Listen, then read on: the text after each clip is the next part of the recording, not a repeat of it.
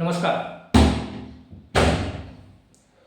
तुम्ही पाहत आहात सम्यक क्रांती यूट्यूब चॅनल. माधव गायकवाड. बंधू आणि भगिनींनो, 29 महानगरपालिकांच्या निवडणुका संपन्न झाल्या आणि आता खऱ्या अर्थाने त्या महानगरपालिकांचे महापौर कोण होणार यासाठी आता खलबतं सुरू होणार आहेत राजकीय पक्षांची. तर आजचा हा व्हिडिओ घेऊन मी आपल्यासमोर येत आहे.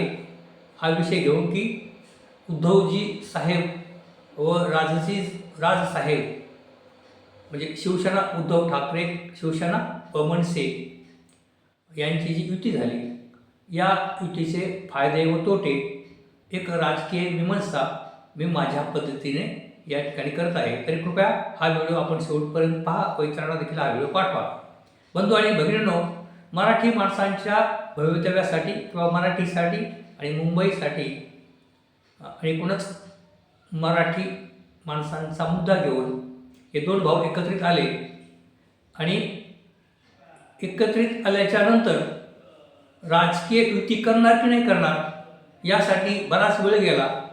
म्हणजेच माननीय राज ठाकरे व माननीय उद्धव ठाकरे हे ज्यावेळेला एकत्रित आले त्याच्यानंतर राजकीय युती होणार की नाही होणार त्याच्यात खूप वेळ गेला आणि राजकीय युती ही केली गेली, त्याला उशीर झाला आणि मग राजकीय युती झाल्याच्यानंतर निवडणुका समीप आल्या होत्या आणि मग जागा वाटपाचा घोळ त्याच्यात बराच वेळ गेला आणि हा जो परिणाम झाला, राजकीय युतीची घोषणा जर लवकर केली असती तर या दोन नेत्यांना, त्यांच्या नेत्यांना, कार्यकर्त्यांना एकत्रित प्रचाराला अधिक वेळ मिळाला असता. त्याचा परिणाम चांगला झाला असता महाराष्ट्रातील वेगवेगळ्या नगर परिषदा किंवा आता महानगरपालिकांच्या निवडणुकीमध्ये. तर राजकीय युती घोषित करण्याला या दोन भावांनी उशीर केला. दुसरं महत्त्वाचं की एकदा निवडणुका सुरू झाल्या, प्रचार सुरू झाला, परंतु या महानगरपालिकांच्या प्रचार आणि त्या अगोदर नगरपालिकांच्या प्रचारामध्ये देवेंद्र फडणवीस संपूर्ण महाराष्ट्रामध्ये फिरत होते, प्रचार करत होते. त्याचप्रमाणे एकनाथ शिंदे संपूर्ण महाराष्ट्रात फिरत होते, प्रचार करत होते. त्याचप्रमाणे अजित पवार हे देखील संपूर्ण महाराष्ट्रामध्ये फिरत होते, प्रचार करत होते. या उलट राज ठाकरे, उद्धव ठाकरे हे दोन ज्येष्ठ नेते हे बाकी संपूर्ण महाराष्ट्रामधील त्या मतदारसंघामध्ये त्यांच्या जाहीर सभा झाल्या नाहीत मोठ्या प्रमाणात किंवा छोट्या मोठ्या शहरांमध्ये ते प्रचाराला गेले नाहीत. पहा की नगरपालिकामध्ये मनसेची काही माणसं उभी राहिली असतील किंवा उद्धव ठाकरे साहेबांची काही माणसं उभी राहिली असतील. त्याचप्रमाणे महानगरपालिकांच्या निवडणुकीमध्ये मनसेचे काही लोक उभे राहिले असतील किंवा उद्धव साहेबांचे लोक उभे राहिले असतील आणि त्या महानगरपालिकांच्या तेथील त्यांच्या कार्यकर्त्यांना एक आशा असणार की आमचा नेता येईल 5 मिनिटासाठी किंवा एखादी इथे सभा होईल आणि मग आम्हाला एक म्हणजे ज्या वेळेला एक पक्षाचा श्रेष्ठ नेता, ज्येष्ठ नेता ज्या वेळेला त्या भागामध्ये जातो तर निश्चितपणे त्या भागातील कार्यकर्त्यांच्यामध्ये बळ येतं आणि प्रचाराचा वेग वाढतो. परंतु हे दोघे ज्येष्ठ नेते हे बाकी उर्वरित महाराष्ट्रामधील अनेक महानगरपालिकांच्या निवडणुकीमध्ये प्रचाराला गेलेच नाही. त्यामुळे त्या भागातील त्यांच्या कार्यकर्त्यांचा हिरमोड झाला. याउलट बाकीचे वरील मी 3 नाव सांगितले ते बाकी प्रत्येक जिल्ह्यामध्ये जाऊन किंवा प्रत्येक त्या महानगरपालिकाच्या स्थळावर जाऊन ते बाकी सभा घेत होते. दुसरं महत्त्वाचं की जागा वाटपाला उशीर झाला, त्याच्यातही वेळ गेला आणि नेते किंवा याउलट आदित्य ठाकरे युवा नेते किंवा अमित ठाकरे हे देखील वेगवेगळ्या महापालिकांच्या निवडणुकीमध्ये प्रचाराला गेले नाहीत आणि म्हणून त्या ठिकाणी असं म्हटलं गेलं की राज ठाकरे, उद्धव ठाकरे यांना फक्त मुंबई महत्त्वाची आहे किंवा मुंबई त्यांना वाचवायची आहे किंवा आजूबाजूचे 2-3 जे महानगरपालिका आहेत मुंबईच्या आजूबाजूला असणाऱ्या आणि कारण का, तर असं म्हटलं जातं आहे की मुंबई ही अत्यंत श्रीमंत आणि प्रचंड पैसा असणारी ही महानगरपालिका.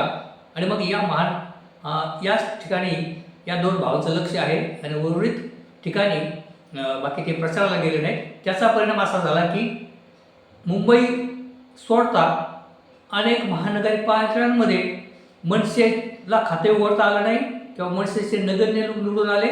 त्याचप्रमाणे उद्धव साहेबांचे देखील जे फार मोठ्या संख्येने लोक निवडून आले असते, परंतु त्या ठिकाणी प्रचाराला नेते त्या ठिकाणी पोहोचले नसल्यामुळे निश्चितपणे उद्धव साहेबांचे लोक कमी प्रमाणात निवडून आले आहेत.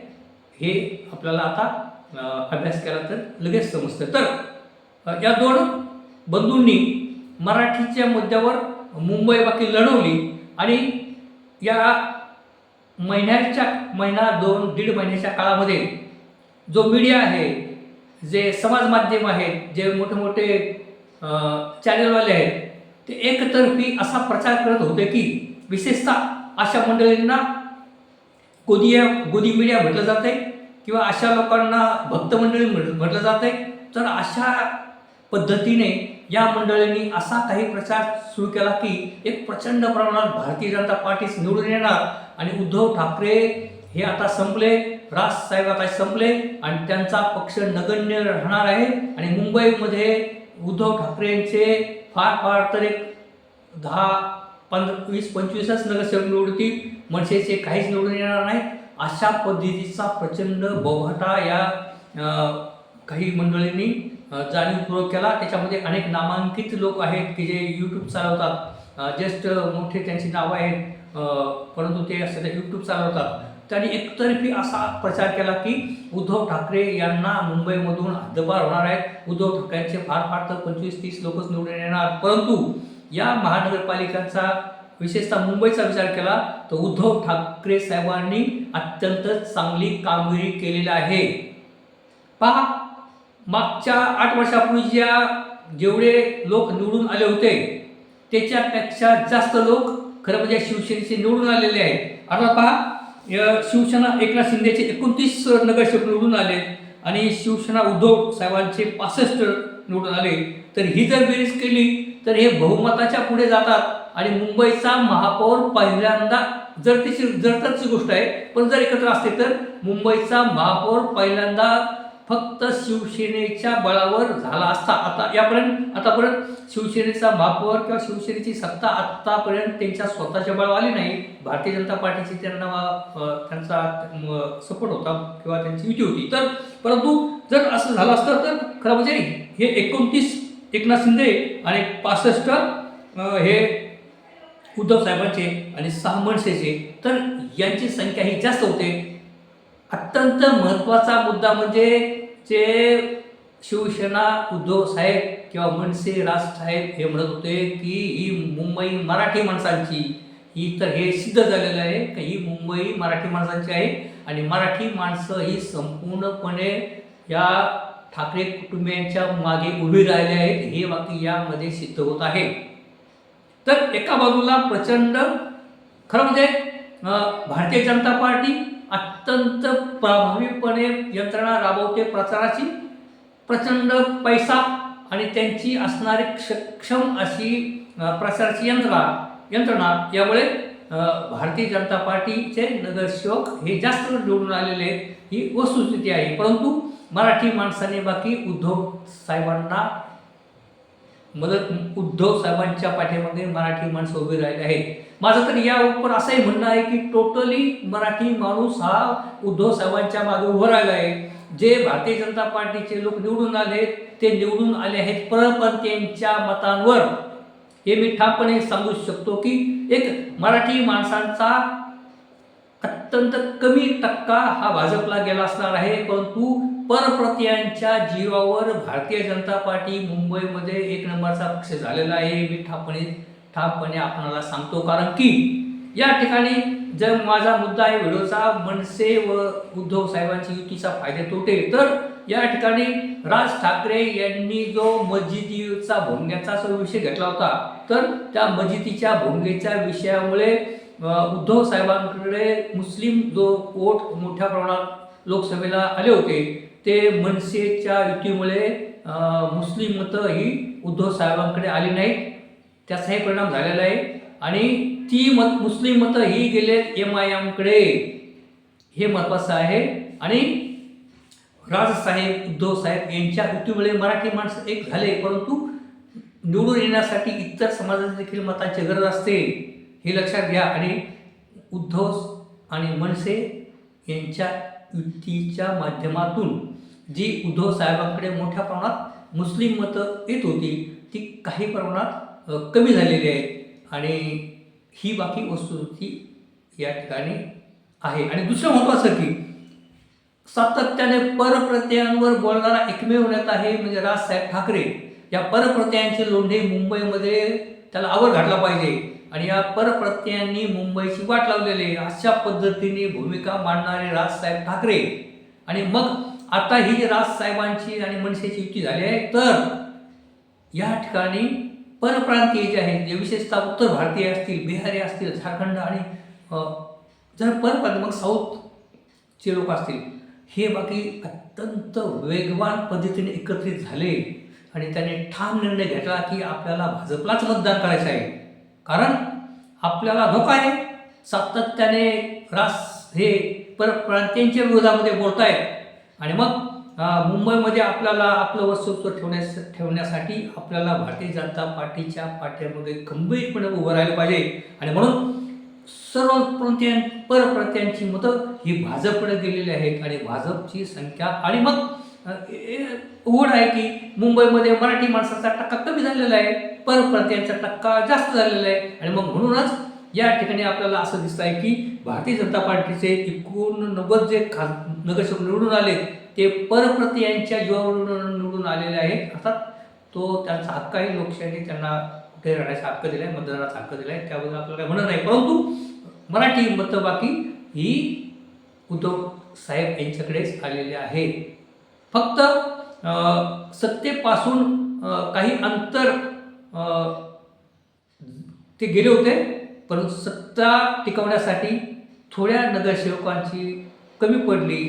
ती या कारणाने पडली की युतीची घोषणा करायला उशीर केला. या दोन भावांनी प्रचाराला जास्त प्रमाणात वेगवेगळ्या ठिकाणी फिरले नाहीत आणि अशा अनेक कारणांच्या माध्यमातून एक 9-10. दुसरं महत्त्वाचं की या ठिकाणी मी नम्रपणे सांगू शकतो की मुंबईमध्ये राजसाहेबांना जे 56 की 57 अशा काही सीट उद्धव साहेबांनी सोडल्या होत्या आणि त्यापैकी फक्त 6च नगरसेवक मनसेचे निवडून आले. अर्थात मनसेने अधिक सीट उद्धव साहेबांनी दिल्या असत्या तर निश्चितपणे असं वाटतं की उद्धव साहेबांचे काही 5-7 नगरसेवक आणखी निवडून आले असते. आणि याउलट मनसेने कमी जागा घेतल्या असत्या मतदारसंघामधल्या मुंबईमधल्या आणि तिथं जर जोर लावला असता तर मनसेचे 6च्या ऐवजी 12 नगरसेवक निवडून आले असते किंवा अधिक लोक निवडून आले असते.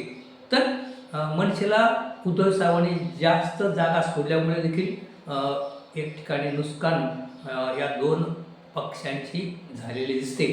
ही देखील वस्तुस्थिती काही राजकीय समीक्षक सांगतात. तर अशा पद्धतीने एक वाक्य हे सिद्ध झालेले आहे की मुंबई ही ठाकरेंचीच आहे आणि मुंबईवर राज चालणार हे ठाकरेंचंच चालणार आणि ठाकरे ब्रँडच चालणार मुंबईमध्ये, हे बाकी अधोरेखित झालेलं आहे. अर्थात या ठिकाणी जरी भारतीय जनता पार्टीला भारतीय जनता किंवा त्यांच्या मित्रपक्षांना यश मिळाले असलं, परंतु भारतीय जनता पार्टीचा महापौर बनवण्यासाठी मराठी माणूस म्हणजेच एकनाथ शिंदे यांचाच पाठिंबा घ्यावा लागणार आहे.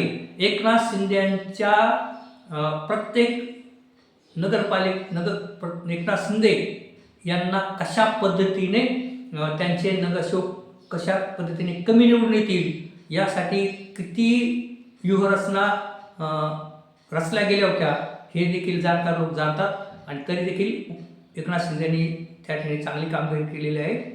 आणि आता महत्त्व राहणार आहे एकनाथ शिंदे यांचेच, कारण एकनाथ शिंदेंच्या पाठिंब्याशिवाय भारतीय जनता पार्टीचा महापौर होणार नाही. किंबहुना या ठिकाणी असे वाटतं की जसं एकनाथ शिंदे मुख्यमंत्री झाले होते तसंच पहिला महापौर हा एकनाथ शिंदेचा देखील मुंबईमध्ये होऊ शकतो, ही देखील मागणी पुढे येऊ शकते, हे आपल्याला एवढ्या 2-3 दिवसामध्ये कळेल. तर बंधू आणि भगिनींनो, अशा पद्धतीचे व्हिडिओ घेऊन मी आपल्यासमोर येत असतो.